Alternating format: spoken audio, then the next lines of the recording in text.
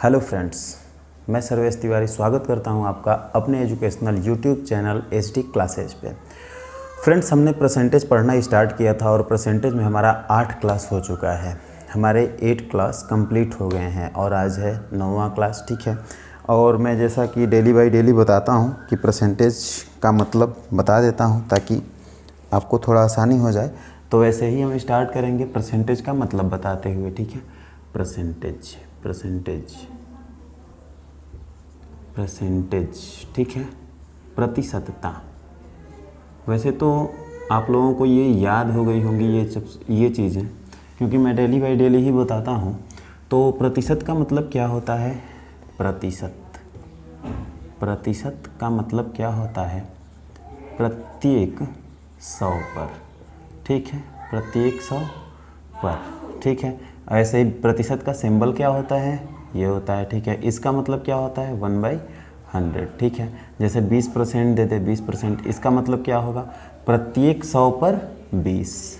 ठीक है, और किसी भी संख्या का परसेंटेज निकालने के लिए हमें क्या करना पड़ता है? उसमें 100 से गुणा करना पड़ता है। ठीक है, तो फ्रेंड्स, हम अपने पिछले क्लास के अंतिम क्वेश्चन पे थोड़ा सा चलते हैं। जैसा कि मैं डेली बाय डेली ये चीज़ें करता हूँ कि पिछले क्लास का अंतिम जो है क्वेश्चन मैं हल कराता हूँ अगले क्लास में। ठीक है, तो हम चलते हैं अपने पिछले क्लास के लास्ट क्वेश्चन पे। हमारा था, यदि एक गोलक की त्रिज्या में 50% की वृद्धि कर दी जाए तो गोलक का आयतन ज्ञात कीजिए। ठीक है, त्रिज्या में गोलक है, उसके त्रिज्या में 50% की वृद्धि कर दी गई, तो बोल रहा है कि उसका आयतन कितना बढ़ जाएगा। अच्छा, आयतन बराबर क्या क्या होता है? आयतन इक्वल टू क्या होता है? आयतन इक्वल टू लंबाई गुणे चौड़ाई, लंबाई गुणे चौड़ाई और गुणे ऊंचाई, हाइट। ठीक है, लंबाई गुणे चौड़ाई, ठीक है, और गुणे ऊंचाई। ठीक है, ये होता है। यानी कि अगर क्षेत्रफल पूछे तो केवल लंबाई होगा और इनटू में चौड़ाई होगा। ठीक है, तो इसमें केवल 2 बार बढ़ता है। तो हमें एक सूत्र बताया था मैंने, तो उस सूत्र पे आराम से हल हो जाता है। लेकिन आयतन जो है वो 3 बार बढ़ता है। ठीक है, तो उसमें 2 बार उस सूत्र को लगाना पड़ता है। कैसे? देखिए, मैं बताता हूँ। तो क्षेत्रफल क्या कह रहा है कि 50% बढ़ रहा है, 50% बढ़ रहा है। ठीक है, एक्स वाई जेड मान लेते हैं। x इक्वल टू 85 है और y इक्वल टू 85 है और z इक्वल टू 85 है। ठीक है, अब देखिए, पहले हम x और y को ले लेंगे। ठीक है, पहले x y को ले लेंगे। क्या होता है? x plus y plus x into y by 100। ठीक है, यानी कि 50 प्लस 50 प्लस 50 गुणे में 50 बटे में 100। ये 50 50 100 हो जाएगा, ये 2 बार कटेगा, ये 2 से 25 हो जाएगा, प्लस 25 यानी कि ये हो जाएगा 125। अब देखिए, ये 2 मिलकर 125 आ गया। ठीक है, अब ये और ये, इन दोनों को मिलाकर हमें हल करना पड़ेगा। इसको मान लेते हैं P और Z को मिलाकर हल करना पड़ेगा। ठीक है, यानी कि अब हम जो 50 और 50 रख रहे थे, अब 125 और 50 रखेंगे। कैसे? देखिए, 125 प्लस में 50 प्लस में 125 गुणे 50 बटे में 100। 50 से ये कटेगा 2 बार में। ठीक है, ये हो जाएगा 175, 175, और प्लस में हो जाएगा, ये हो जाएगा 62.5। अगर इसको जोड़ेंगे तो दशमलव में 5 आ जाएगा। 5 2 7, 7 6 13 और 1 1 2, 237.5%। ठीक है, ये क्वेश्चन मैंने अपने लास्ट क्लास में करा दिया है। अब हम चलते हैं अगले क्वेश्चन पे। हमारा अगला क्वेश्चन क्या बोल रहा है, तो उस क्वेश्चन पे चलते हैं। ठीक है फ्रेंड्स, हमारा अगला क्वेश्चन बोल रहा है कि यदि एक गोले की त्रिज्या 2 गुनी कर दी जाए तो आयतन में वृद्धि का प्रतिशत कितना होगा? आयतन में वृद्धि का प्रतिशत कितना होगा? क्वेश्चन में पहले लिख देता हूँ। क्वेश्चन, यदि एक गोले की त्रिज्या 2 गुनी कर दी जाती है यदि एक गोले की त्रिज्या 2 गुनी कर दी जाती है, 2 गुनी कर दी जाती है, ठीक है, 2 गुनी कर दी जाती है, तो आयतन में वृद्धि का प्रतिशत कितना होगा? तो आयतन में वृद्धि का प्रतिशत कितना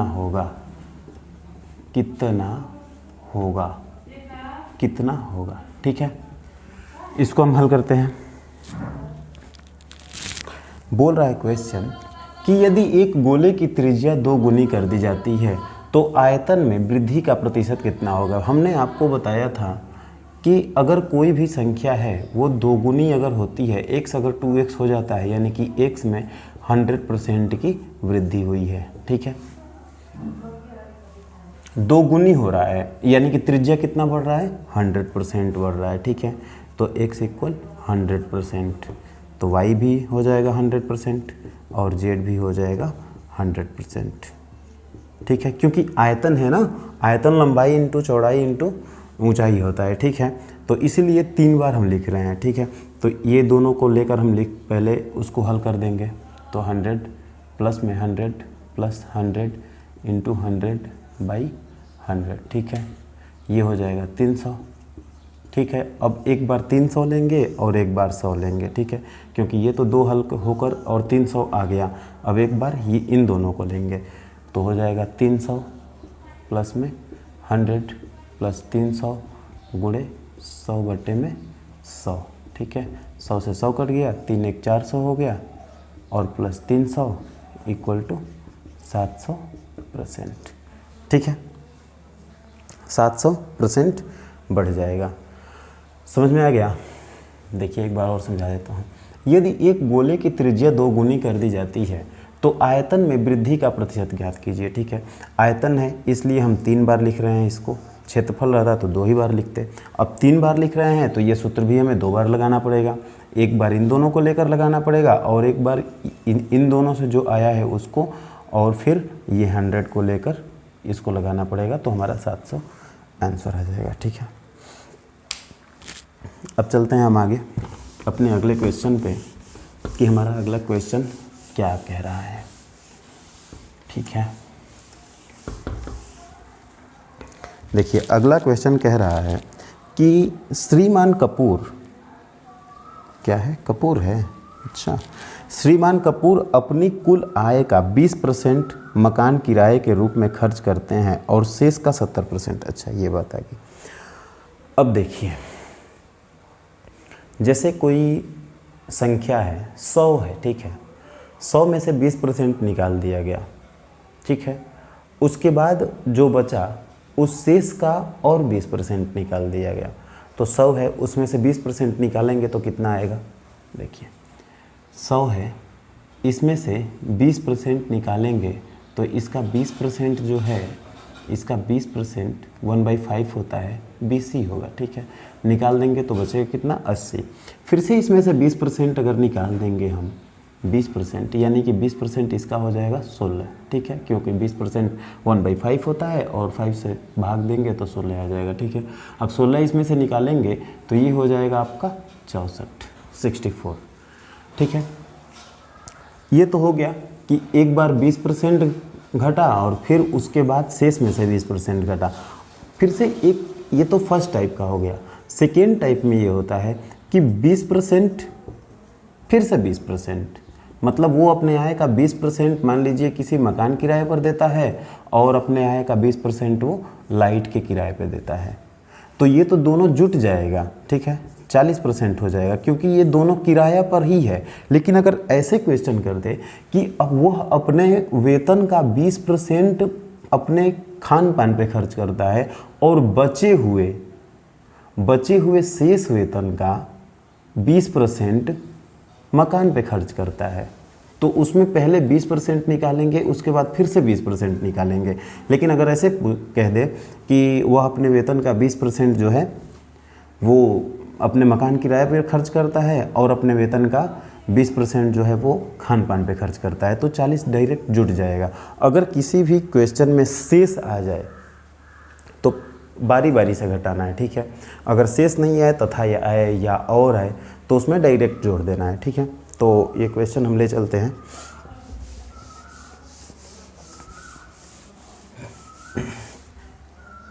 देखिए क्वेश्चन मैं पहले लिख देता हूँ। क्वेश्चन है कि श्रीमान कपूर अपने कुल आय का 20% मकान किराए के रूप में खर्च करते हैं। श्रीमान कपूर अपने वेतन का 20% मकान किराए पर खर्च करते हैं, ठीक है। खर्च करते हैं 20% तो वो अपने मकान के किराए पे खर्च कर दिए। उसके बाद बोल रहा है कि और शेष का 70% बोल रहा है कि और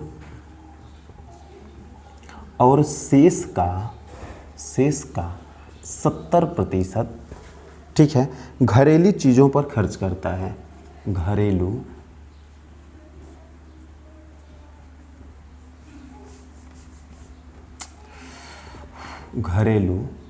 चीज़ों पर खर्च करता है। घरेलू चीज़ों पर खर्च करता है, ठीक है। घरेलू चीज़ों पर खर्च करता है, ठीक है। इसके बाद कह रहा है कि यदि उसकी बचत 1800 रुपये हो, यदि उसकी बचत जो है वो 1800 रुपये की है, 1800 रुपये की हो, ठीक है, तो उसकी आय कितनी है? तो उसकी आय कितनी है? उसकी आय कितनी है, ठीक है। ये बोल रहा है कि श्रीमान कपूर अपने वेतन का 20% मकान किराए पर खर्च करता है, ठीक है। उसके बाद बोल रहा है कि और शेष का, ये शेष जो है ना, ये विशेष ध्यान देना है हर क्वेश्चन में। अगर शेष शब्द आ जाए तो हमें पहले 20% निकालना पड़ेगा, फिर उसके बाद 70% निकालना पड़ेगा। और अलग अलग निकालने के लिए हम यूज करेंगे उसी सूत्र का, a + b + a × b/100 का, ठीक है। इसमें भी वही सूत्र लग जाएगा। तो पहले हम क्वेश्चन को समझते हैं कि श्रीमान कपूर अपने वेतन का 20% मकान किराए पर खर्च करते हैं और शेष का 20% निकलने के बाद शेष का 70% घरेलू चीज़ों पर खर्च करता है, ठीक है। यदि उसकी बचत 1800 रुपये की हो तो उसकी आय कितनी है, ठीक है। देखिए कोई व्यक्ति है, ठीक है। मान लीजिए कि उसका वेतन है 100 रुपये, ठीक है। 100 रुपया उसका वेतन है, छोड़िए 100 रुपया उसका वेतन का 20% मकान किराए पर खर्च करता है और 70% घरेलू चीज़ों पर खर्च करता है। डायरेक्ट हम हल ही करते हैं इसको। देखिए 20% मकान किराए पर खर्च करता है और शेष का 70%, यानी कि जिस तरह से हम निकाल रहे थे कि किसी भी संख्या में 10% बढ़ा दिया जाए, फिर से 30% घटा दिया जाए, या 30% बढ़ाकर 10% घटा दिया जाए, तो जो हम लगा रहे थे सूत्र a + b + a × b/100 का, वही सूत्र यहाँ पे भी लगेगा। क्योंकि पहले 20% कम कर रहा है और फिर शेष में से 70% कम कर रहा है, तो a का मान हो जाएगा यहाँ पे 20 और b का मान हो जाएगा यहाँ पे 70, ठीक है। हम आराम से सूत्र से निकाल लेंगे 20 + 70 + 20 × 70 बटे में 100, ठीक है। 70 में 20 जोड़ेंगे 90 हो जाएगा, 7 दूनी 14, 104। 104। क्या हुआ भाई? श्रीमान कपूर अपने वेतन का 20% मकान किराए पर खर्च करते हैं और शेष का 70% घरेलू चीज़ों पर खर्च करते हैं, ठीक है। तो वो नहीं नहीं नहीं, ये बात तो गड़बड़ हो गई। इस पे नहीं होगा, इस पे नहीं होगा, इस पे नहीं होगा। देखिए, मान लीजिए उसका वेतन 100 रुपये है, ठीक है। थोड़ा मिस्टेक हो गया मुझसे। मान लीजिए कि उसका वेतन जो है वो 100 रुपया है, ठीक है। वो 20% मकान किराए पर खर्च कर देता है। इसका 20% कितना होगा? इसका 20% कितना होगा? 20 ही होगा, ठीक है। तो खर्च कर दिया तो कितना हो गया? 80। उसके बाद कह रहा है कि 70% घरेलू चीज़ों पर खर्च करता है। तो 80 का 70% कितना होगा? 80 का 70% मैंने बताया था आपको, 80 गुणे 70 बटे में 100, 7 8 56, ठीक है। 56 होगा, यानी कि खर्च कर रहा है, ठीक है। तो 56 निकाल देंगे 80 में से, 80 में से 56 हम निकाल देंगे, ठीक है। 10 में से 6 जाओ 4 और 7 में से 5 2 24 बचेगा यहाँ पे। देखिए, हमने समीकरण बैठा दिया। किस तरीके से समीकरण बैठाया आपको समझाते हैं। देखिए, 100 रुपया मैंने मान लिया कि वेतन है, उसमें से 20% निकाल दिया तो 80 बचा। वही बोल रहा है कि वह अपने वेतन का 20% मकान किराए पर खर्च करता है, यानी कि 20% निकाल दिया तो 80 बचा। उसके बाद बोल रहा है कि उस शेष का 70% घरेलू चीज़ों पर खर्च करता है, यानी कि शेष हमारा 80 है ना, 80 में से 70% निकाल देंगे, मतलब 80 का 70% जो है वो तो घरेलू चीज़ों पर खर्च कर रहा है। तो बचा कितना? 24। और यहाँ बचा कितना? 1800। अगर 24 को यहाँ पे बच रहा है 24, तो वेतन कितना है? 100। देखिए, यहाँ पे बचत अगर 24 का है तो वेतन है 100 रुपये। तो ऐसे ही हम समीकरण बैठा के निकालेंगे कि अगर बचत है 24 रुपये तो वेतन है 100 रुपये, ठीक है। अगर बचत होगा 1 रुपया तो वेतन कितना होगा? 100 बटे में 24, यानी कि अगर बचत 1800 है, अगर बचत जो है 1800 है तो 1800 गुणे में 100 बटे में 24, ठीक है। 6 से कटा देंगे तो 6 चौक 24, 300 यहाँ पे हो जाएगा, 4 से इसको कटाएंगे 25 हो जाएगा, 7500, यानी इसका वेतन कितना है? 7500, ठीक है। उस पर नहीं होगा, वो थोड़ा सा मिस्टेक हो गया मुझसे। इसको मैं एक बार और समझा देता हूँ। देखिए, मान लेंगे कि कपूर का जो है वो वेतन जो है 100 रुपया है। कपूर का वेतन 100 रुपया है, ठीक है। इसमें से 20% वो खर्च कर रहा है मकान किराए पे। 20% इसका कितना होगा? 20% 20 होगा, यानी कि 20 निकाल देंगे तो 80 हो जाएगा। और इसका 70% जो है वो खर्च कर रहा है घरेलू चीज़ों पर, तो 56 हो रहा है। तो यहाँ पे बच रहा है 24, यानी कि अंत में इसके पास कितना रुपया बच रहा है? 24 रुपया बच रहा है। अगर 24 रुपया बच रहा है तो वेतन है 100 रुपया, ठीक है। अगर 1 रुपया बचेगा तो वेतन होगा 100 बटे में 24। अगर यहाँ पे 1800 रुपया बच रहा है तो वेतन होगा 1800 इंटू 100/24, ठीक है। इसको ऊपर लिखना पड़ेगा। अगर 1800 होगा तो क्या होगा? 1800 गुणे में 100 बटे में 24, ठीक है। ठीक है, देखिए यहाँ पे 6 से 6 चौक 24, 6 3 18, 300, 4 से ये 25 और यहाँ पे आ जाएगा 7500, ठीक। इसका एक और तरीका मैं बताता हूँ, इसी तरीके पे थोड़ा सा चेंजिंग।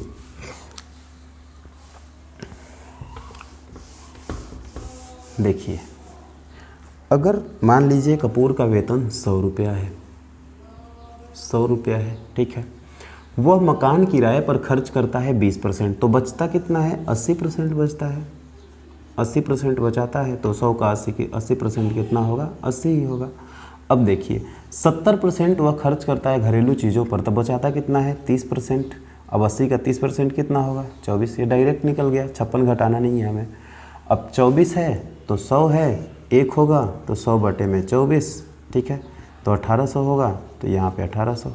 अब यहाँ पे आराम से कटा देंगे, 6 चौक 24, 6 तिरी 18, 300, 4 से ये 25, 25 त्या 7500, ठीक है। ठीक है फ्रेंड्स, समझ में आया? तो चलिए एक और क्वेश्चन कर लेते हैं।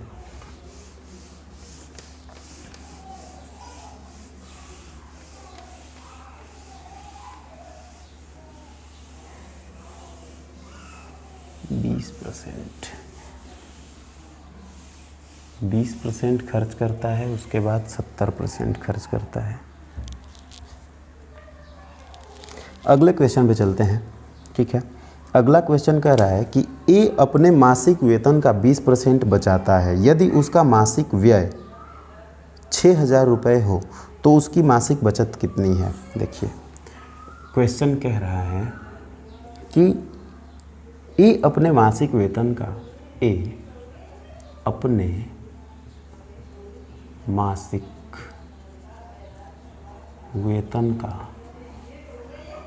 वेतन का 20% बचाता है, 20% बचाता है, ठीक है, 20% बचाता है, ठीक है। कह रहा है यदि उसका मासिक व्यय रुपया 6000 है, यदि उसका मासिक व्यय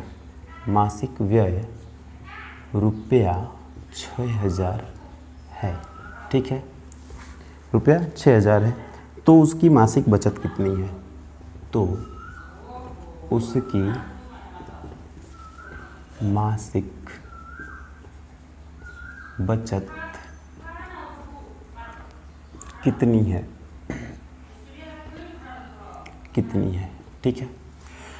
कह रहा है कि एक अपने मासिक वेतन का 20% बचाता है और यदि उसका मासिक व्यय मतलब मासिक खर्च 6000 रुपया है, 20% बचाता है, उसका बचत है 20%। भाई अगर वो 100 रुपया उसका वेतन है तो 20% बचाता है, यानी कि 20% बचा रहा है, तो खर्च कितना कर रहा है? 80, यानी 80% खर्च कर रहा है। समझ में आया? और खर्च मैं क्यों निकाल रहा हूँ? क्योंकि यहाँ पे खर्च ही दिया है। अगर यहाँ पे दिया होता कि वह उसका बचत जितना भी है तो डायरेक्ट हम 20% पे निकाल देते, लेकिन यहाँ पे दिया है कि मासिक व्यय रुपया 6000 है, तो हमें बचत से व्यय निकालना पड़ेगा, ठीक है। तो बचत है 20%, तो व्यय कितना कर रहा है? 80%।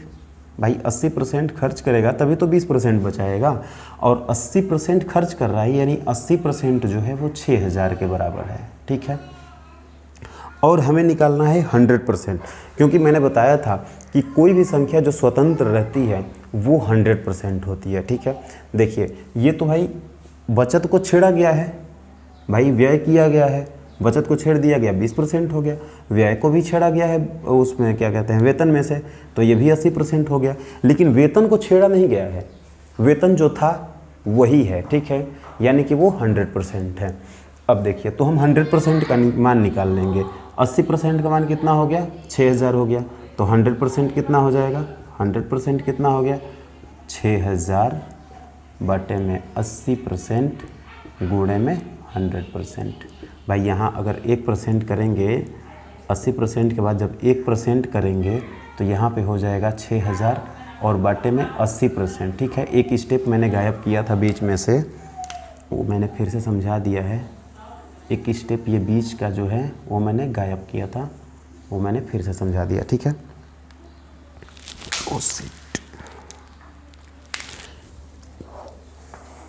ठीक, 1% का मैंने समझा दिया, और 100% तो आपका हो जाएगा वो 1 0 से 1 0 कटा, 4 से 4 दूनी 8, 4 एकम 4, 4 5 20, और 2 0, 2 से कटेगा ये 5 बार, 15 5 75, 0 0 7500। इसका 7500 कहाँ से आ गया, मैं एक बार और हल करता हूँ। थोड़ा मार्कर नीचे गिर गया ना, इसलिए डिस्टर्ब हो गया। देखिए बताता हूँ मैं। 80% व्यय कितना है, 80%। 80% का मान कितना है, 80% का मान कितना है, 6000।